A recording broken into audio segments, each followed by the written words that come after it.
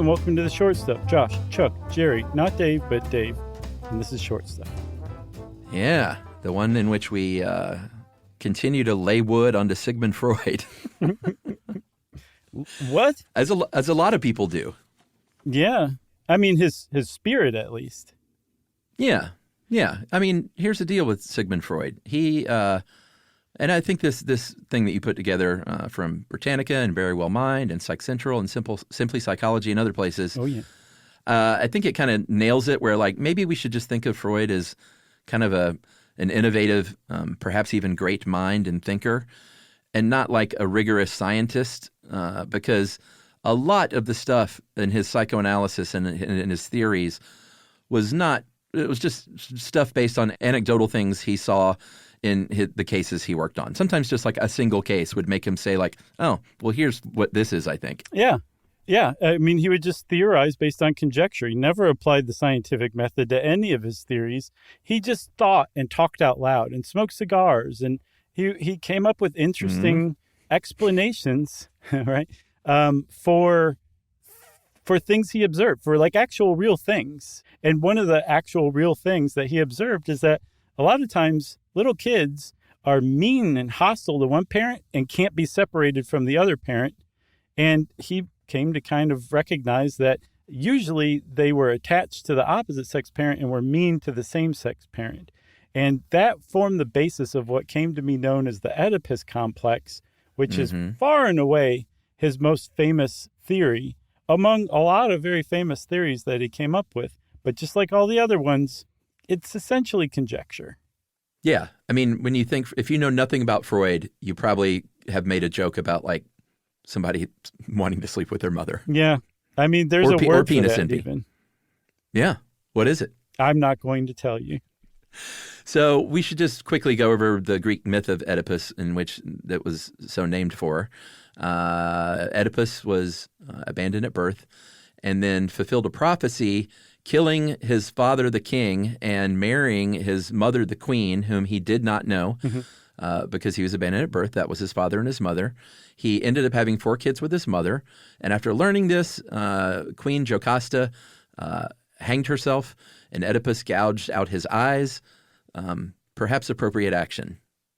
Yeah. In his case, at least. Yeah. So grossed out, he gouged out his own eyes. And to be clear, to the Greeks, the point of this myth was not like, how gross is this?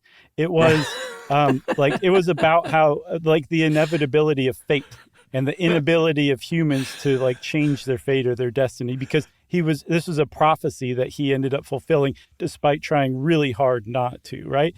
Freud was like, I like that really gross part. I'm going to use that to describe these feelings that little kids have toward their parents. I like the idea, though, that someone's writing this myth and they're like, oh, boys, I got one for you. This one's so gnarly. Gnarly. What's it about? Oh, you just wait. Yeah. I'm not going to tell you. It's about destiny? Whatever. Sure. So, yeah, I mean, that's where Freud picked it up. I mean, it is perfectly suited in that sense. Yeah, and we'll describe from kind of directly from the Simply Psychology website what the Oedipal complex is. And it occurs during the phallic stage of development, ages 3 to 6, in which the source of libido, or the life force, is concentrated in the erogenous zones of the child's body. And during this stage, children experience an unconscious feeling of desire for their opposite sex parent and jealousy and envy toward their same-sex parent. Okay. It makes sense. It's a little jargony. I also found one from Encyclopedia Britannica. It's a little more layperson geared. They say the Oedipus complex in psychoanalytic theory is a desire for sexual involvement with the parent of the opposite sex and a concomitant sense of rivalry with the parent of the same sex. But it's a crucial stage in the normal development process, according to psychoanalytic theory, at least. Yeah, that part is pretty key. And what's also key is that Freud based this on a case. One case study of a 4-year-old patient that he anonymized as Little Hans. Apparently, Little Hans was brought in by his father and had recently seen the collapse of a horse pulling a heavy cart that really traumatized him. That traumatized anybody. Sure. And he developed a fear of horses. Sure. So Hans's father said, you know what? He's developed all these really specific anxieties. He feels really uneasy without mom around. And he's really fixated on male genitalia, especially horse genitalia. And Freud was like, yes, I see. Very interesting. Yeah. I'm sorry, everybody. So he basically said, this all just makes total sense. Check this out, Hans's father. All of this comes from a foundational animosity that he has towards you, his dad. And the reason that he's afraid of horses, because the horses represent you, his dad.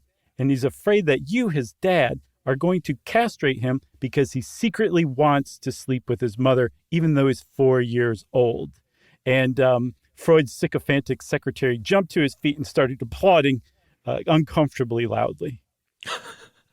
Yeah, which this, if you went into a shrink today and you heard something like this, you'd say, thank you for your time. I'll be going to see someone else. You could actually probably file suit for something like that. Yeah, you probably could. But at the time, this turned out to be like the foundational legacy of Freud's psychoanalysis, which is just, bananas to think about. Should we talk about girls first and take a break, or a break and then girls? Let's talk about girls. Okay, because there are such things as girls, and Freud was like, well, I guess I should probably talk about the girls too.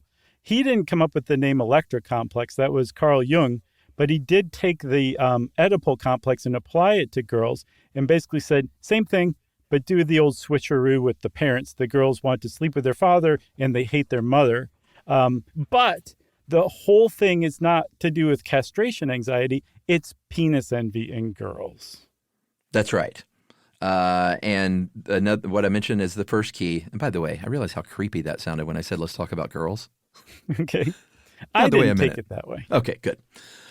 His proposal was, and this is very key, was that a kid that does not undergo this experience of the Oedipal complex will not fully mature sexually. And they will be stuck for life. They're going to be stuck identifying with the opposite sex parent, and they will never be able to have a normal, socially acceptable love life and desires for people who aren't in their family. Yeah, he basically said that an incomplete development through the Oedipal complex is the basis of homosexuality. That's how he would have put it at the time. And then the other problem of it is you're stuck in that portion of your development, doomed to forever go through it, even though you're never going to get past it. And he said that guys like that turn out to be real Norman Bates types. And all of his colleagues were like, who is Norman Bates? And Freud was like, just wait, because he's going to knock your socks off when he comes along in the early 60s. I guess we take our break now? Yes. All right, we'll be back right after this.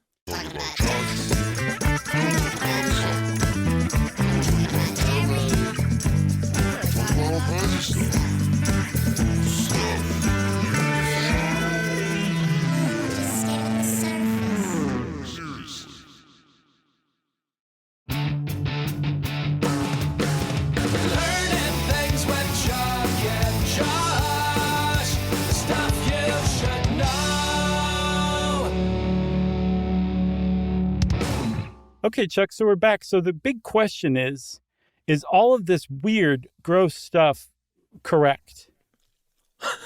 Answer me.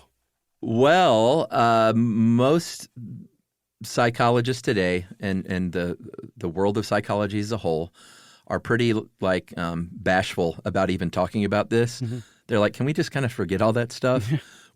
We've moved on. It's completely discredited. Most of Freud's theories are pretty discredited at this point, but that's not to say that there isn't some support for this still. No, there have been papers that have come out that seem to very strongly support the presence of Freud's Oedipus complex. And one came out in 2009. It was published in the Proceedings of the Royal Society B. And it made international news when it was published because they studied the similarities, the physical characteristic similarities between men's mothers and their wives. And they measured everything as like jaw length. They did everything. And they were coming up with correlations in like the 92nd percentile. So essentially like photocopies between mom and wife. And they were like, see, guys really want their moms. What you gonna do? Dog's gonna hunt kind of thing. And like I said, it made international news. And luckily, some other scientists were like, let me see your data, and went through it, and they're like, this does not support your conclusions at all. Yeah, here's the thing. I'm going to go out on a limb. Hold on to your hats. Okay. I'm going to go out on a limb and say I've seen plenty of examples where kids end up married to someone that is maybe in some way like a really good parent that they had of the opposite sex, or maybe of the same sex even. Mm-hmm. I don't necessarily think like it's the looks thing, but like if you're like a really awesome dad and you're like super fun and funny and, you know, maybe you have a certain job, like, and your daughter goes on to marry somebody who's got like a great sense of humor and is maybe have a similar interest as something your father did, like, I think that can be a thing. I don't think it's always a thing. But it's just sort of when you're raised with a parent that you look up to and love and admire, you may seek out people like that in your life. And I think that's kind of all that is. I think similarly, and maybe even more frequently or commonly, people inadvertently or unconsciously seek out people who are like their parents in the worst ways.